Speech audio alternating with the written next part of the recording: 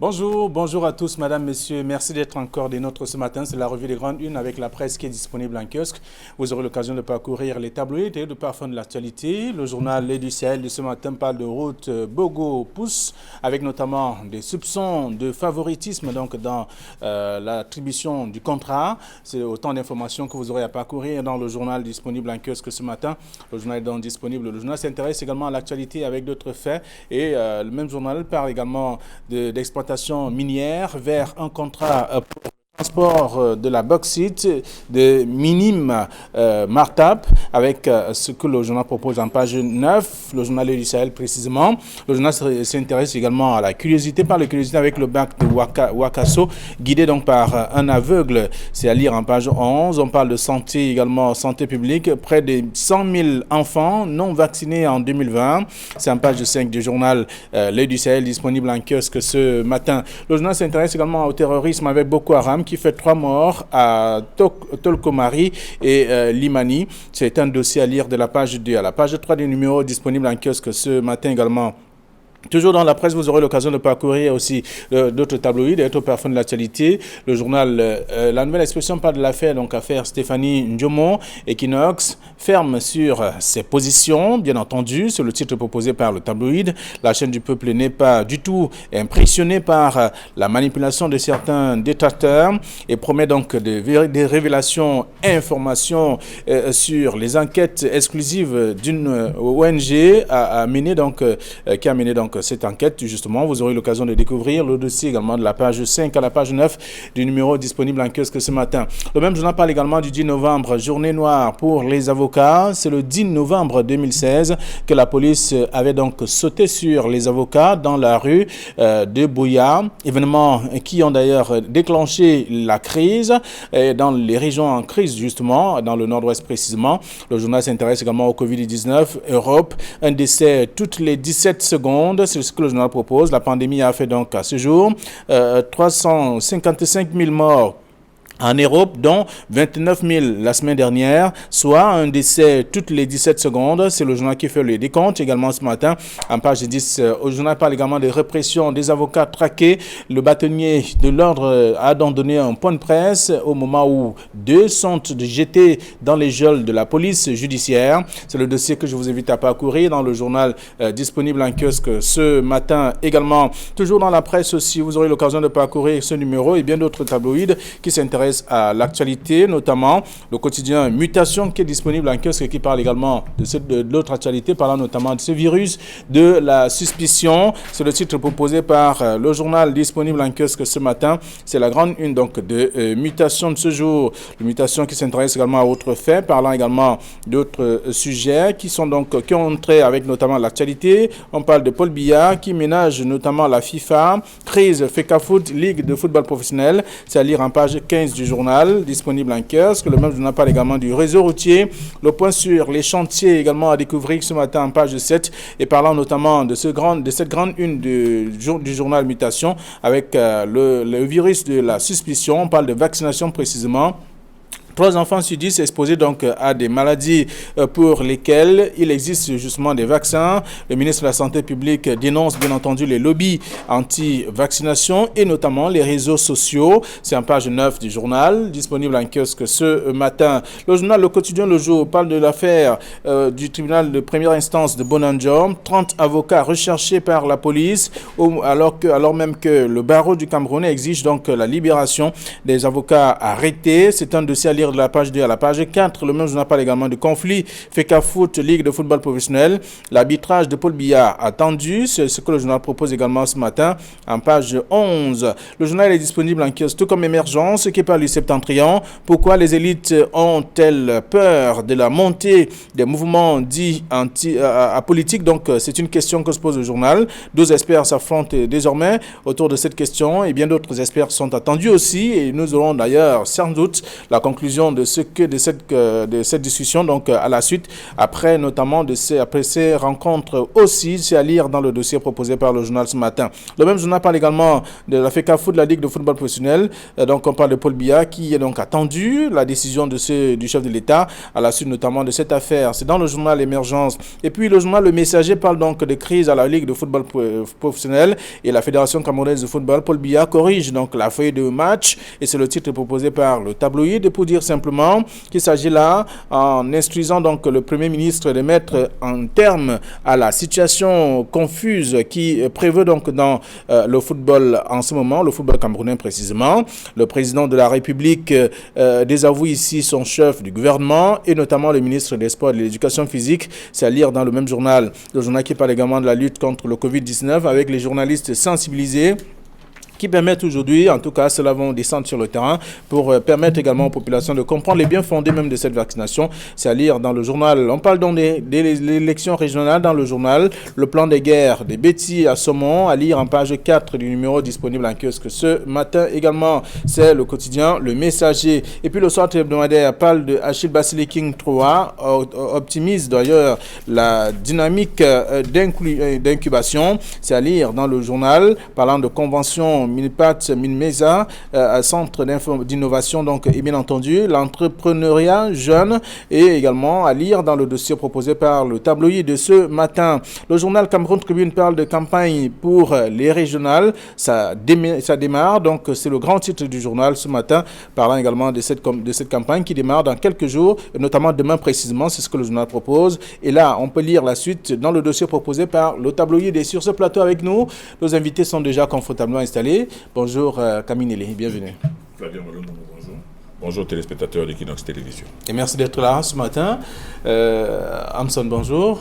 Good morning, Flavien Valondongo. Good morning to our viewers and good morning to senior veteran. I'm glad to be with him. On the same set again. Good morning to you. C'est un plaisir d'être avec Camille. Il est à tous tous les matins et surtout sur ce même plateau de la revue des Grandes Unes pour commenter les sujets proposés par la presse. La nouvelle expression de ce matin, Camille Nélé, parle de répression des avocats traqués. Et là, on parle de ce bâtonnier, le bâtonnier par intérim, qui aujourd'hui a d'ailleurs a donné un point de presse à Yaoundé pour dénoncer ce qui est fait sur les avocats et demander la libération même de ces avocats aussi.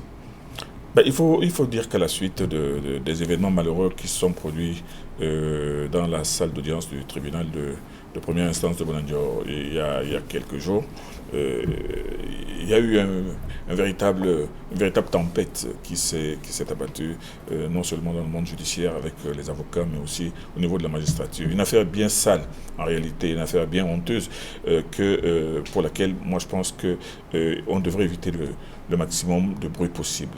Le maximum de bruit possible parce que j'ai constaté que à la suite de ce grave incident, le Conseil de l'ordre a commis d'abord un premier communiqué dans lequel il a présenté les avocats en victime et il s'est mis à condamner. Et moi j'ai pensé à ce moment-là, de façon profonde, que ce qui manque aujourd'hui dans ce barreau, c'est la maturité. Dans ce barreau, vous savez, j'ai vu tellement de conseils de l'ordre, mais dans les conseils de l'ordre, moi je sais que les conseils de l'ordre sont toujours encadrés par des cadors, par des anciens. C'est-à-dire qu'il aurait été intéressant de voir, par exemple, dans le conseil de l'ordre aujourd'hui, des avocats rompus, tels que les maîtres Job, les maîtres Teguehot, les maîtres Monté, c'est-à-dire de grands avocats qui ont une large expérience et surtout qui ont une grande vue sur la maîtrise de l'éthique du barreau. Mais aujourd'hui, on voit que la majorité des membres du Conseil de l'ordre sont de jeunes avocats. C'est pour cela qu'on a assisté à ce que l'on a assisté l'autre jour. On a vu plutôt des jeunes avocats qui se prennent beaucoup plus pour des activistes politiques que pour des avocats. Parce qu'ils savent très bien que les avocats ont une limite dans une salle d'audience. Les avocats n'ont pas à dire que non, nous exigeons la mise en liberté. Ils n'exigent pas la mise en liberté provisoire. Puisque vous ne donnez pas, notre collègue ne bouge pas. Non, ça ne se fait pas. Nulle part au monde, on n'a jamais vu ça. Donc je pense que ça, c'est l'une des choses que le barreau, le Conseil aurait dû condamner, que ces avocats n'avaient pas le droit de le faire. Ils ne pouvaient pas le faire. Bon, maintenant, pour le reste aujourd'hui, on voit que, au-delà de cet incident, la machine judiciaire a continué et cherche maintenant à démontrer aux autres avocats que l'avocat n'est pas au-dessus de la loi et qu'il peut être poursuivi pour des actes commis dans une salle d'audience. Donc aujourd'hui, on a vu le bâtonnier par intérim tenir une conférence de presse. Moi, je pense que cette conférence de presse, à mon humble avis, elle était mi-figue, mi-raisin. Elle aurait dû être un peu plus froide, elle aurait dû être un peu plus pédagogue. C'était pour clarifier la situation, de toute façon, et chercher des voies de sortie de cette crise aussi. Clarifier la situation par rapport aux deux autres avocats qui ont été interpellés par la police pour leur rôle de jouer, pour leur rôle prépondérant joué justement dans la manifestation, dans la salle d'audience. Et il se dit qu'il y a même encore une trentaine d'autres avocats qui sont recherchés.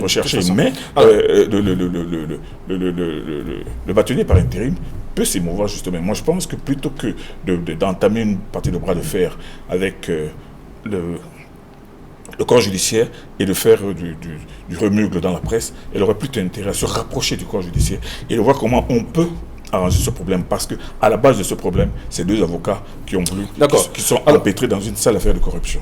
Camille, on sait que les négociations sont en cours et on voit bien qu'elle est sortie. Enfin, c'est cette sortie, la représentante de l'ordre, qui fait la sortie pour justement clarifier la situation et poser le problème et chercher également comment faire pour sortir de cette crise qui secoue le monde judiciaire aujourd'hui. Yes, Flavien Valondongo, I think it's important because, like he was trying to outline why the lawyers should be arrested, that normally they are not above the law in Cameroon. That is true because they are Cameroonians. Just like the ministers, just like the magistrate there is not above the law in Cameroon. But there are things that when we love a country, when we want peace to reign in a country, there are things that we must not do. We should be able to be foresighted. That means to be able to see the aftermath of whatever thing we want to do. When you want to commit an act or you want to do something, you should be able to see the effect and how it can affect the country on a smaller scale, on a larger scale. Now, it all started, I think, if they say that these people who are detained now, I'm thinking about Barrister Tamfo Richard and the other colleague, whose name I don't know yet, who are being detained, if they are being held because they actually did some things in the course of the conflicts or the troubles they had with police officials at the Bonanjo Court of First Instance, they actually caused some disorder there. They got to destroy some things which we journalists would not had access to see and to be able to confirm and understand that it's good that they are held in that. But now that they are being held accountable for that. But now I want to look at why the lawyers, barrister, the other people who are taken to the Newberg prison were not released, because I listened to one of these lawyers after the event at the Bonanjo Court of First Instance. What he told me was that the situation that took Barrister Christel and the other person to the Newberg prison, it was a case that could be given out on bail. That means a kind of case that you could be bailed for it. When they are asking, it's not as lawyers say that no, these people must not be taken. It's we all are legal minds. We understand the text concern. We understand that this situation is a one that we can bail, and it's not an individual that was asking for the bailout of these colleagues who were initially taken. The Bar Council was asking. I think it's a credible body enough to be able to give some kind of confidence to the magistrate at the court in Bonanjo to know that okay, this is an institution taken to go. La rencontre de Yaoundé permettait quand même de clarifier la situation. Yes, it was very important. I had a concern that it's actually getting to a different level. As time unfolds, it gets worse. When the lawyers now are trying to relate it with what happened in Buea, what happened in Bamenda, people might argue that the reason that it's reasonable. But now you see it's coming up from all sides, and people are bringing things from different angles to try to mix it and see how lawyers are maltreated. They are being. I want to think that responsibility, the magistrates should have been foresighted enough to be able to see that now trying to resist these people and trying not to allow them to go out on bail might cause trouble, might just give a different impression, or might even go to give facts to people who say lawyers have been maltreated in Cameroon. And of course, that's what we are seeing today. D'accord. Armstrong, j'aimerais vous faire comprendre que si au cours de cette fameuse audience, le magistrat, on a demandé, les autres avocats ont demandé la mise en liberté provisoire de leurs collègues. Le magistrat avait le pouvoir d'accepter ou de rejeter. Mais le magistrat a renvoyé en disant que je vais examiner ça dans une autre audience. C'est toujours dans son pouvoir. Pourquoi alors, au moment où il a le droit de le faire, il a le pouvoir de le faire, les avocats exigent que non, c'est pas cela. C'est ça qui est condamnable. Et c'est ça les avocats disent qu'ils ont brandi plusieurs garanties quand même. Quelles que soient les garanties, le magistrat peut accepter ces garanties ou non. Il n'a pas refusé les garanties, il a renvoyé l'audience à un autre jour. C'est ça le problème. C'est ça que ne parlez pas de garanties comme si les garanties elles-mêmes sont définitives. Parce que même avec les garanties, même en les remettant en leur octroyant la liberté provisoire, au cours des débats, s'il s'avère qu'ils sont condamnés, vous allez encore donner des garanties pour qu'ils ne puissent pas leur peine de prison. C'est pour cela que je dis donc que le magistrat avait le pouvoir d'accepter ou de rejeter cette demande de mise en liberté provisoire. And for the purpose of peace, in Cameroon to read, I think he would have been able to see the effects of it and try to say that, of course. Armstrong ne parlait pas de peace comme si c'était une question d'un bras de fer entre les magistrats et les avocats. Le magistrat, c'est lui qui juge. L'avocat défend. L'avocat est venu demander, faire une doléance, donner la liberté provisoire, nous avons des garanties. Le magistrat dit, ok, on va voir ça à la prochaine audience. Il se fâche. Pourquoi? C'est ça le nœud du problème. Et c'est ça que les avocats ne doivent pas faire. Et si c'était un ou deux avocats qui l'avaient fait, c'est au moins 200, 300 avocats qui ont dit que si c'est comme ça, ils ne pardonnent pas Nubel. Vous avez déjà vu un avocat qui empêche son client qui est inculpé, empêcher qu'il retourne à Nubel. C'est ça le véritable problème. Il faut regarder le problème là où il se trouve. N'allez pas chercher dans des considérations périphériques qui vont faire qu'on s'éloigne du nœud du problème. Le nœud du problème aujourd'hui, c'est maintenant qu'est-ce qui se passe avec les avocats. Et maintenant, ces avocats qui sont maintenant interpellés, peut-être qu'ils vont aller en prison, ou bien qu'ils vont être poursuivis. Qu'est-ce que ça va être? Moi, je pense que le barreau et le conseil de l'ordre a plus intérêt à négocier avec la chancellerie plutôt que d'entamer une partie de bras de fer. It's true. Okay. It's good that they go for the negotiations, and I expect that the other parties should be soft enough. Should not try to show that okay, we are powerful, we have the what it takes to be able to put you people where we want you guys to be. If you are advising the bar council to negotiate, I also hope that the other parties should be soft enough to see that normally when people even commit crimes in countries, sometimes they just say clemency and for peace to reign. I think that should be what should be taken into consideration now. On va laisser les lecteurs aller lire ce que la presse a réservé comme traitement à cette actualité. Parlant de répression des avocats traqués, le bâtonnier de l'ordre donc a donné un point de presse au moment où deux sont donc jetés dans les geôles de la police judiciaire, et c'est en page 2 et 3 du journal. Il y a des réactions également à lire dans le numéro de ce matin. Alors, la grande une de la nouvelle expression par de l'affaire Stéphanie Ndiomo, voyez-vous, Equinox ferme sur ses propositions. Yes. Equinox is conscious that there's a lot of manipulation around this, and of course we did our job. Like the management said yesterday, Equinox reaffirms the communique that was published already on the 10th of November this month concerning this issue. On parle des positions, bien entendu. Yes, that was the statement, and that remains the statement. We are not moved by the stage manipulation that we got yesterday from a sister media organ or a local radio channel and TV channel in Cameroon. We stand on that position, and of course we have got the means to be able to, we actually, like the director said, Equinox has got the means to be able to act, to be able to hit hard, but we decided to keep it that way in order to maintain our honor, in order to maintain our reputation, and of course we are working. Equinox is the widest media organ in Cameroon. Equinox is a leading media organ in Cameroon. In terms of investigation, we are doing our job just like we did it, and of course we are still gathering. We've got a lot of facts, and we will be releasing as soon as possible according to the communique. But what remains official is that we stand on the position. There's been no manipulation as far as her passage on Equinox television program is concerned. Rather, manipulation is what is happening outside. Alors, Camille, est-ce qu'Equinox est victime de son bon travail? Écoutez, moi je pense qu'il faut d'abord commencer par poser les paramètres tels quels. Quel est le fond du problème? Il y a une émission dans laquelle des femmes s'expriment. Cette dame est arrivée, elle s'est exprimée, elle a donné son histoire. Elle a fait son témoignage. Ce n'est pas Equinox qui allait la chercher, elle est venue d'elle-même.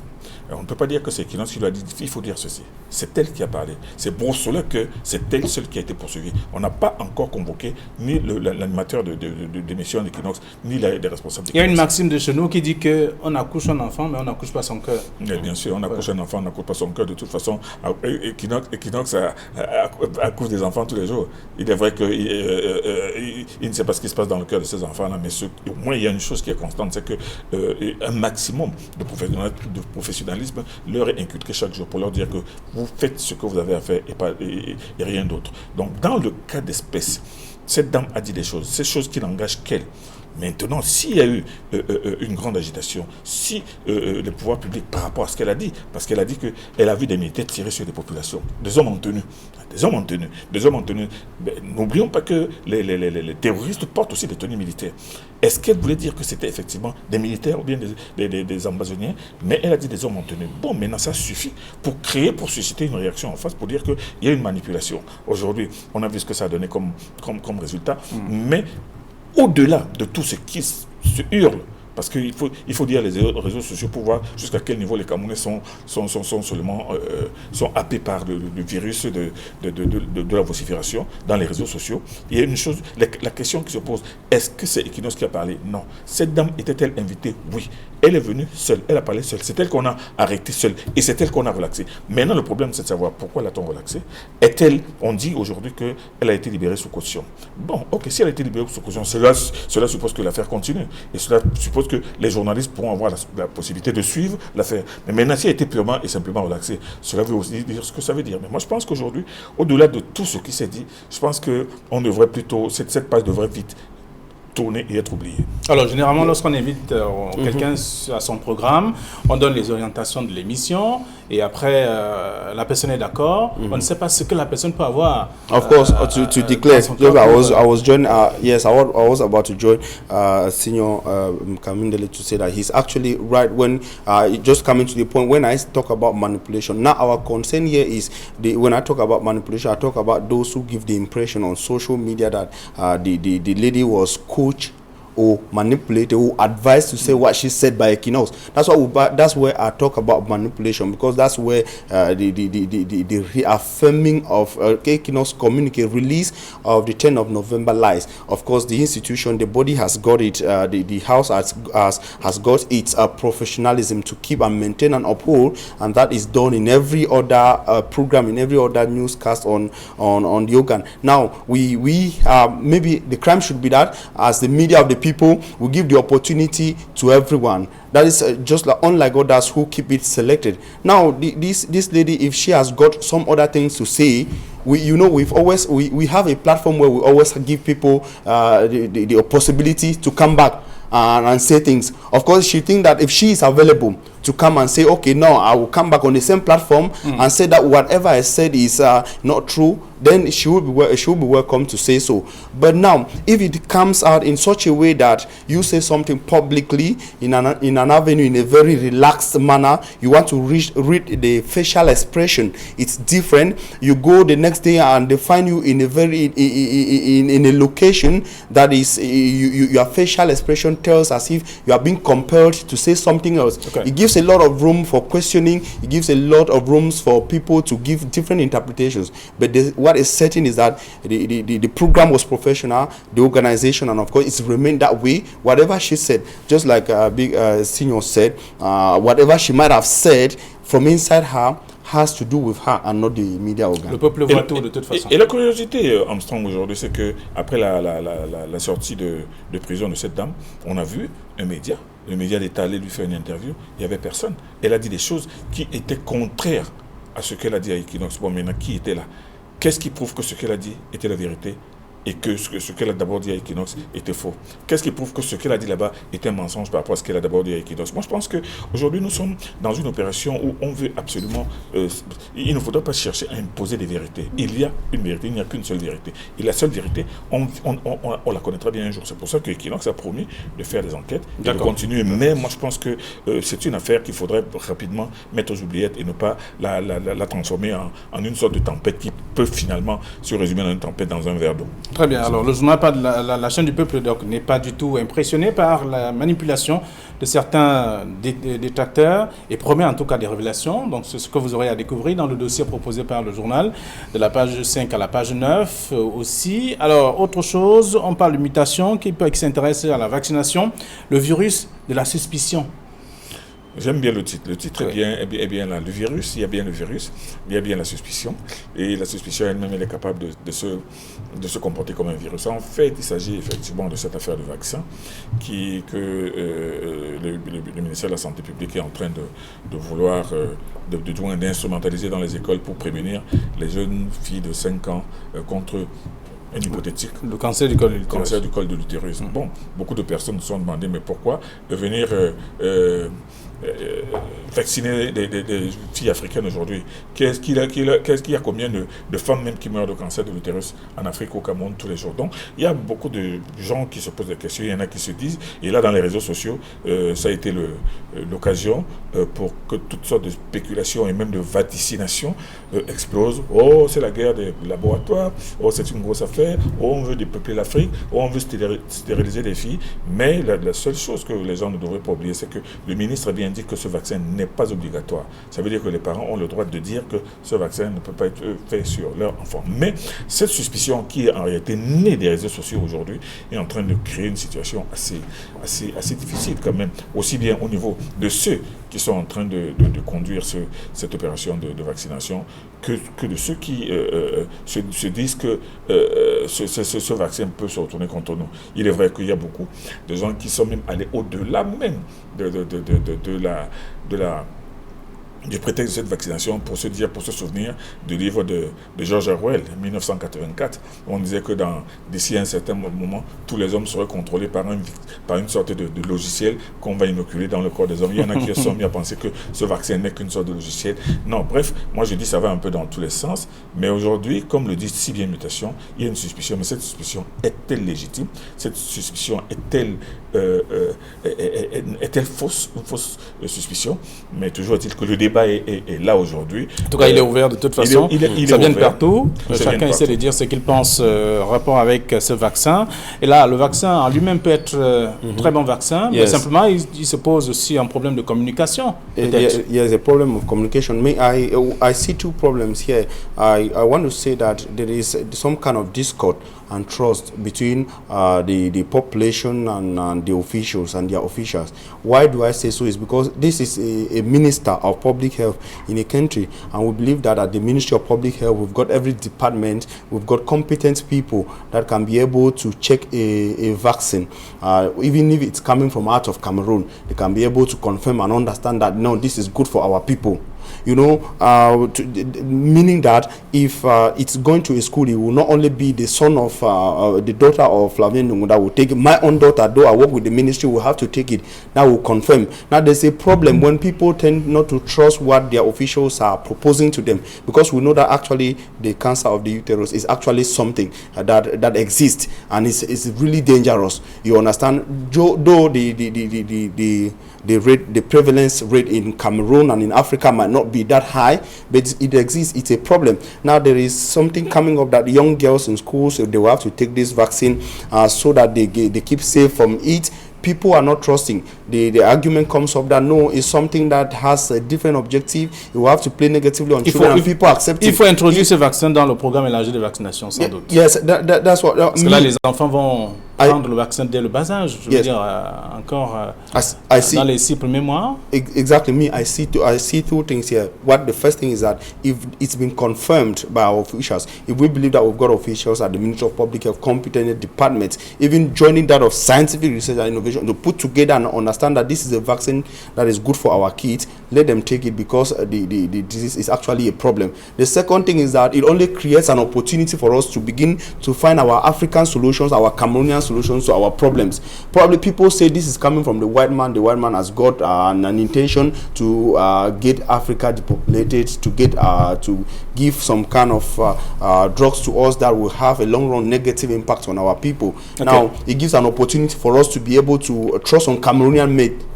You understand? Oui. Yes, to be able to get our drugs, find our solutions here, so that this problem and arguments, we don't get to have them in years to come. D'accord. Alors, c'est également l'autre sujet que je vous invite à lire ce matin dans Mutation, qui parle donc de vaccin ou vaccination avec le virus de la suspicion. C'est un article à lire en page 9 du journal Mutation, et également l'Aide du Sahel s'intéresse aussi à la vaccination, parlant de près de 100 000 enfants non vaccinés en 2020. C'est en page 5. Le même journal s'intéresse également au terrorisme avec Boko Haram, qui fait 3 3 morts à Tolkomari, à Limani. C'est dans le septentrion. On sait bien que ce sont des zones à risque depuis quelque temps également, malgré notamment la calmie à certains endroits des exactions de Boko Haram. Ce sont des zones dans lesquelles on enregistre une rémanence certaines d'actes de terrorisme.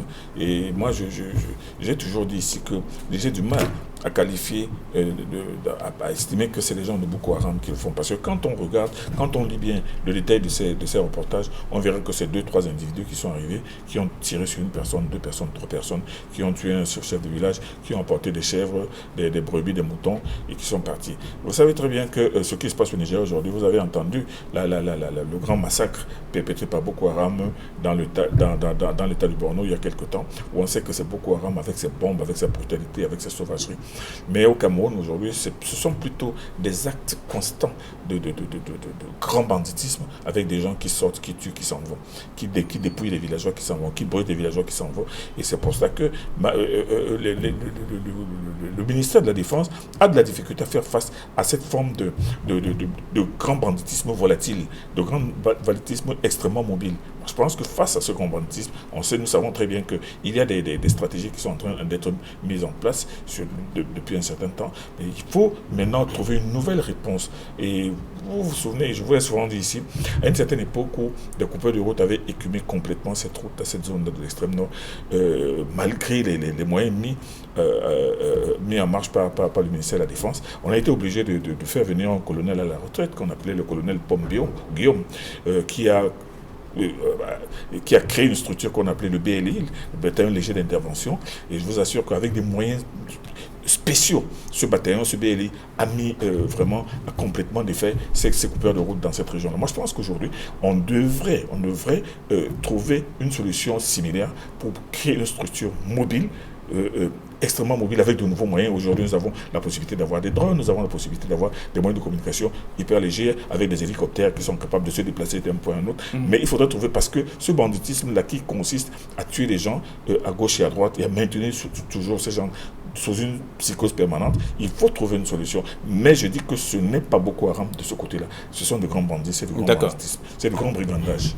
Alors, Armstrong, vous dites un mot, il y a quand même, avant de sortir, on va dire un mot sur la grande une de Émergence, qui parle du septentrion également. Pourquoi les élites ont-elles peur de la montée des mouvements dits donc apolitiques? Voilà, now I will have to link the two. I will want to link the two with the attack in the far north to join him and say that another option that could be used by the government is to reinforce education in this part of the Cameroon, the Grand North region of Cameroon, because when young people are educated, when they are being convinced by somebody to join an armed group, when they are being convinced by somebody to join a gang, they will not accept, because you know when you form those putting money just into security, and of course it happens that it's just an individual who stands here, he has his knife, he tells you that okay, I have my knife, I'm going to the market, or I want to use get oranges and eat. When you turn security official, you turn the next day, he uses the knife to stab somebody and kill.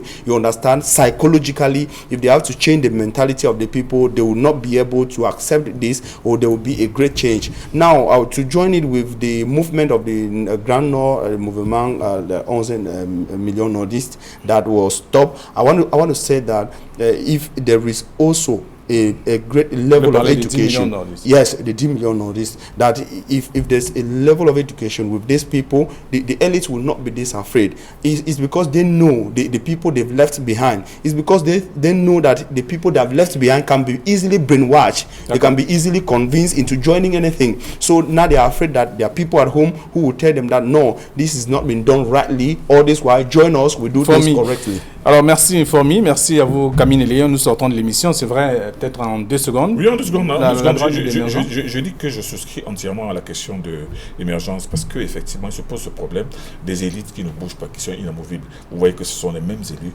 les mêmes députés, c'est les mêmes sénateurs, c'est les mêmes ministres qui sont là, qui font qu'il n'y a pas une nouvelle classe de jeunes, une jeune élite qui veut monter, mais qui n'a pas de place parce que l'horizon est obstrué.